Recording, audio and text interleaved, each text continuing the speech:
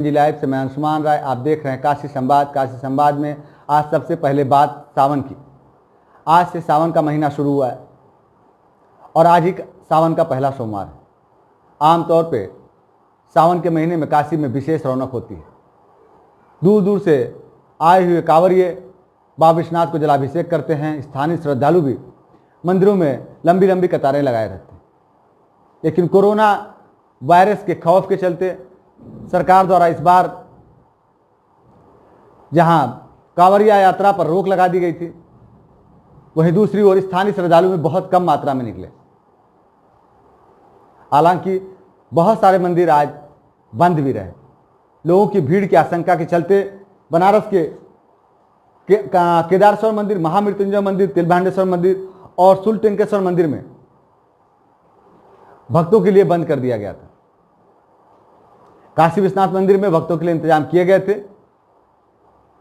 यहां तक कि रेड कारपेट बिछा के रखी गई थी, लेकिन बहुत कम संख्या में भक्त काशी विश्वनाथ मंदिर पहुंचे हैं। आमतौर पर सावन के महीने में एक दिन रात पहले से ही भक्तों की कतार मंदिर में लग जाती, लेकिन आज दोपहर तक मात्र 500 श्रद्धालुओं ने दर्शन किए थे।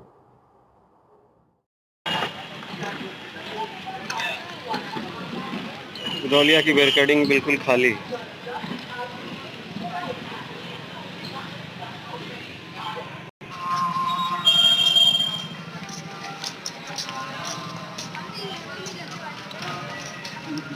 बिल्कुल खाली। पहला सोमवार, भक्त नदारद।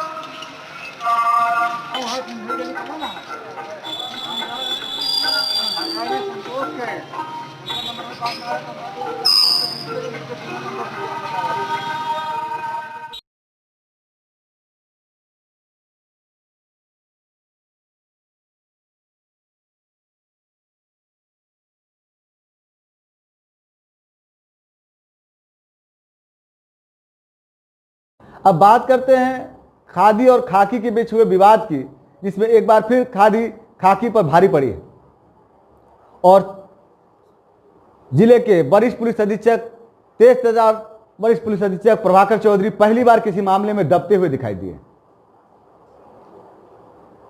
बताया जाता है कि शुक्रवार की शाम को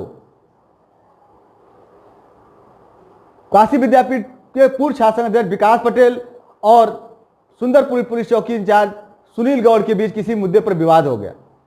इस मामले में पुलिसकर्मियों की जमकर पिटाई की गई। पुलिसकर्मियों की पिटाई से उत्तेजित पुलिसकर्मी भारी संख्या में विकास पटेल के घर पहुंचे और बाद में विकास पटेल और उसके परिजनों, उसके पिता सुरेंद्र पटेल जो कि जिला पंचायत के सदस्य हैं, समेत अनेक लोगों के खिलाफ विभिन्न धाराओं में मुकदमे लाद दिए गए। इस मामले में पुलिस की अतिरेकता बाद में इतनी भारी पड़ी कि भाजपा नेताओं ने शनिवार की पूरे दिन पुलिस प्रशासन पर दबाव बनाए रखा और बाद में पुलिस को इस मामले में जहां एफआईआर में भी फेरबदल करनी पड़ी, वहीं 4 पुलिसकर्मियों को निलंबित करना पड़ा। इस मामले में चुस्ती दिखाने वाली सीओ गरिमा त्रिपाठी को एसएसपी कार्यालय से संबद्ध कर दिया गया। आमतौर पे किसी भी मामले में एसएसपी की सख्त कार्रवाई चर्चा में रहती है, लेकिन पहली बार ऐसा हुआ है कि भाजपा नेताओं के दबाव में एसएसपी आ गए। डीएम की मजिस्ट्रेट जांच में भी यह साबित हुआ है कि इस मामले में दोनों पक्ष दोषी साबित हुए हैं। जहां विकास पटेल की ओर से पुलिसकर्मियों की पिटाई की गई, वही पुलिसकर्मियों द्वारा भी बाद में अतिरेक में कार्रवाई कर विकास के घर में छापा मारा गया और इस मामले में मुकदमे दर्ज करते समय भी कई मुकदमे ऐसे लिखा दिए गए जो कि संभव नहीं थे या जिसका सच्चाई से कोई लेना लाना नहीं था। लेकिन दोनों पक्ष की गलती में नुकसान पुलिस को उठाना पड़ा। उसके 4 पुलिसकर्मी सस्पेंड हुए हैं, जिसमें से लंका थाना अध्यक्ष अश्विनी चतुर्वेदी और दरोगा सुनील गौड़ और राजू राय और सिपाही मनोज प्रताप सिंह और धर्मेंद्र शामिल हैं। इस मामले में पुलिस की एसएसपी की कार्रवाई के बाद से पुलिसकर्मियों का मनोबल गिरा हुआ है। आमतौर पे अक्सर जब खादी और खाकी के बीच की बात होती है तो खादी हमेशा ही खाकी पर भारी पड़ जाती है, और यही वजह थी कि पुलिसकर्मियों की जमकर पिटाई की गई। पुलिसकर्मियों का कहना है कि वो पीटे भी और उन्हें सस्पेंशन भी झेलना पड़ रहा है, क्योंकि उस दिन सुबह ही या एक रात पहले ही कानपुर में विकास दुबे कांड हुआ था, जिससे पुलिसकर्मियों में ऐसे भी नाराजगी और उत्तेजना थी। और विकास पटेल और उसके साथियों द्वारा जब पुलिसकर्मियों की पिटाई की बात सामने आई तो पुलिस ने कुछ भावावेश में कदम उठाए। यह सही है, लेकिन यह भी सही है कि इस मामले में पुलिसकर्मियों को एक तरफा बलि का बकरा बना दिया। वैसे विकास पटेल और उनके लोगों के खिलाफ एफआईआर दर्ज है। अब देखना है कि जब पुलिस का मनोबल गिरा हुआ है तो पुलिस मामले की कैसे पैरवी करती है और इस मामले को आगे कैसे बढ़ाती है, क्योंकि मुकदमे तो पहले भी बहुत सारे लिखे जाते रहे हैं और लोग बरी हो जाते हैं। अब बात करते हैं कोरोना मामले की। वाराणसी में कोरोना के मामले लगातार तेजी से बढ़ते जा रहे हैं और आज सुबह 7 नए कोरोना पॉजिटिव मामले सामने आए हैं। इस बीच 2 कोरोना अधिवक्ता सामने आने के बाद से कचहरी परिसर को 2 दिनों के लिए बंद कर दिया गया। बताया जाता है कि अधिवक्ताओं के कोरोना पॉजिटिव पाए जाने की खबर मिलने के बाद आज सुबह अधिवक्ता जिला जज से मिलने गए और उन्होंने उनसे कहा कि कचहरी पर को बंद किया जाए।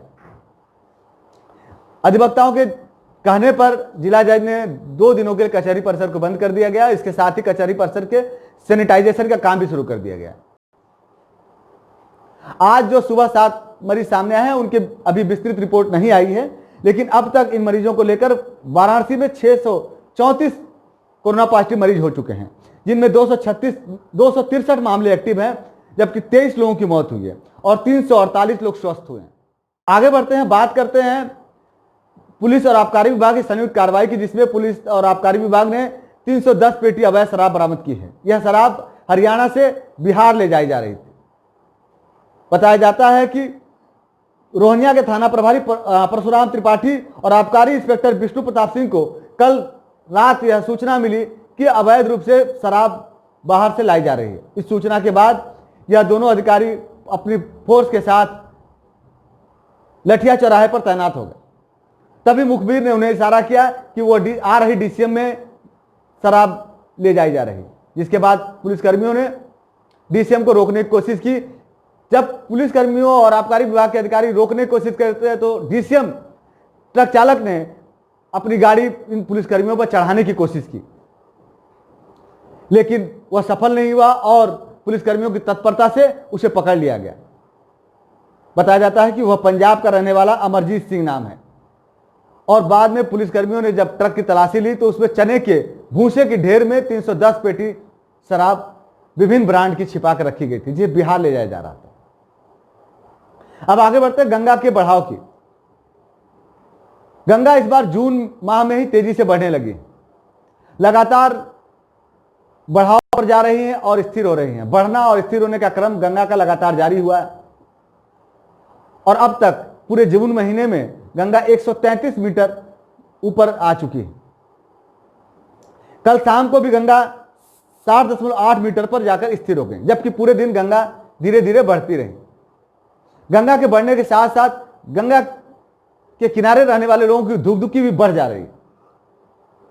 पिछले साल गंगा के बढ़ाव के चलते लोगों को भारी नुकसान उठाना पड़ा था, इसलिए लोगों की नजर लगातार गंगा के बढ़ाव पर बनी हुई है।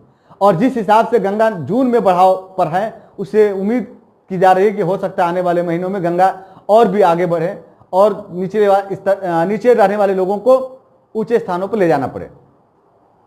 प्रशासन ने इसके लिए पूरी तैयारी कर ली है।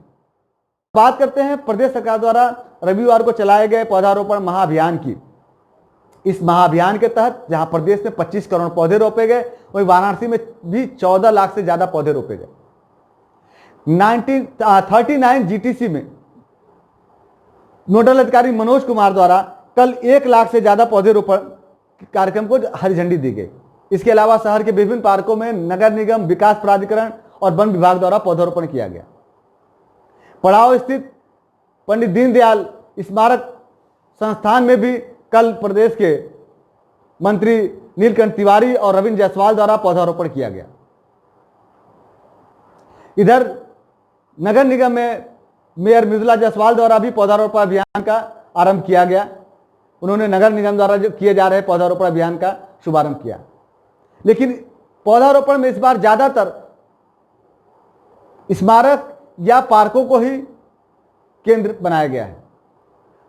सड़कों और मुख्य मार्गों पर पौधारोपण को ज्यादा तवज्जो नहीं दी जा रही। इसके साथ ही वाराणसी की खबरें समाप्त होती हैं। हम कल फिर मिलेंगे। नमस्कार। और विश्वसनीय